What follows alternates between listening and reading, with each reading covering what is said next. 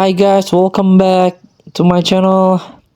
Today I'm going to show you how you can change the language and sound of this Dragon Ball Z Dokkan battle game. So what you need to do first is tap the menu button. As you can see, there are a lot of options here. So this one, language and voice settings.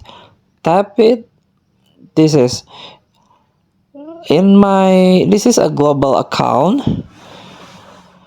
And if you want to change the language, just tap. If you are Francais, you can tap the Francais. I'm choose the English because this is my second language. The new language setting will be applied after restarting the game, and please restart the application.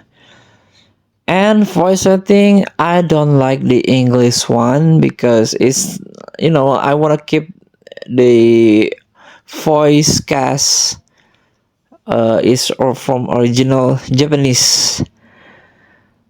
So if you're comfort with a voice setting Japanese, you can choose the Japanese. If you want by default of global is English, you can choose the English.